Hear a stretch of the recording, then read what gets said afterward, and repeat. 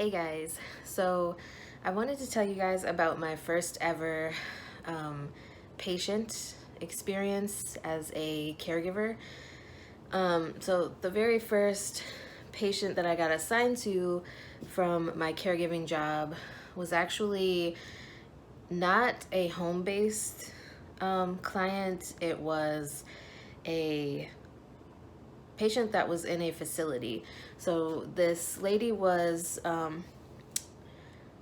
she was staying in a rehab facility because she had fallen and she had dementia. So basically this lady needed people to care for her 24 hours a day. So that's where the caregivers came in. Whew. Ooh. Sorry about that. I have a cold right now. But anyways, so this lady, she was really sweet. I believe she was in her 90s. And basically the family just wanted caregivers there. So then, you know, she didn't end up getting up and falling again and hurting herself. So I only went and cared for her once. It was just on a fill-in basis. So it wasn't like she was a permanent client of mine or anything like that.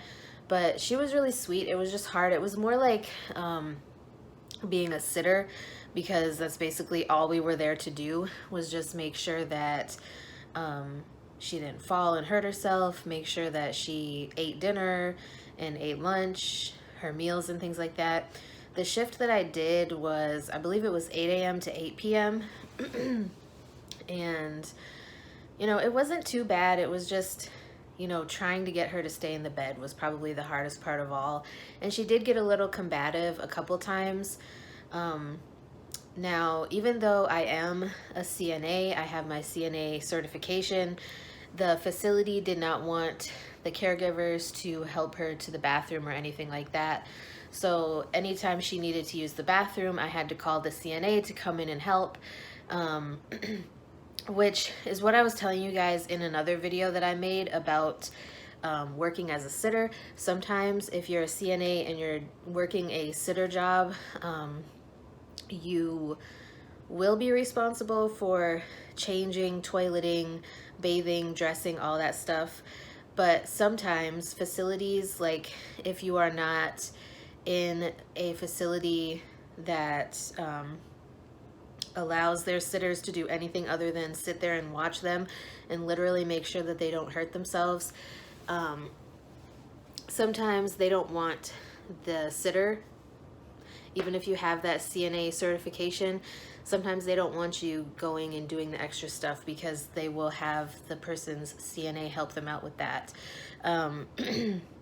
But when I was working at the hospital, they had it to where if you were a CNA, we did have separate sitters that were on like a registry, but if you were a CNA, you were supposed to be responsible for changing them and everything. But if you needed help, the person did have their own CNA that you could call to help. And if you needed any like items brought in, like briefs or, you know, pads or anything like that, then that CNA would be responsible for bringing them in, because you're not supposed to leave the room. The CNA is also the CNA would also be responsible for giving you your lunch break and things like that. So, you know, it's just, it all depends on the facility, because I know I have gotten questions about, you know, working as a sitter in the past, and I will make another video to talk more about it in the future if you'd like more information on becoming a sitter, what it takes to be a sitter, and things of that nature. So just let me know if that is something that you would be interested in seeing. Sorry, somebody keeps calling my phone, and I am recording on my phone right now. But it was a really good experience. I feel like, you know, for my first ever caregiving position, patient, client, it wasn't too bad. Like I said, it was 8 a.m. to 8 p.m. and it wasn't anything super strenuous or anything like that. It was basically just making sure she didn't fall and hurt herself again, making sure that she ate everything, and just basically sitting there for 12 hours and making sure she was okay and had everything she needed. And it was a little bit interesting, like at one point her family actually came in and sat with her and talked with her, but they didn't want me to leave the room. So I was a little like, it was a little weird for me just because the family was in there and they were talking to her, and I was just sitting in there like, would you like me to step out so you guys can have some privacy? And they're like, no, no, you can stay. And I'm like, I don't know if I really want to be in the room, you know, because you're trying to have private time with your loved one, you know. And I even took her to church because they had a church service at the facility that she was at. They have a church service like every few days, like different denominations, and she enjoys going to church. So I had brought her to church.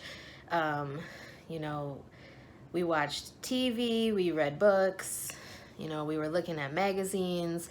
We went for a walk around the facility because she was getting restless. We did a whole bunch of stuff. Like, it was just kind of a laid back atmosphere, except for when she was trying to get out of the bed. She didn't like me so much when I was, you know, trying to tell her she can't just get out of the bed and start walking. You know, I would pull her wheelchair over to the bed and try to help her get into her wheelchair, and then she would kind of like play possum and decide to fall down like she had passed out on the bed. And yeah, it was just interesting. But yeah, I just thought I would share with you guys what my first ever caregiving patient experience was like. It wasn't too bad. It was just a sitter shift. So, like I said, if you guys would like to know more about being a caregiver or about being a sitter, let me know and I can give you guys some more information. I no longer work at the company that I was working for previously as a caregiver, but I can give you guys more information about becoming a caregiver and kind of what it entails and how it's different from being a CNA if that's something you would be interested in. So let me know, and I will talk to you guys in my next video.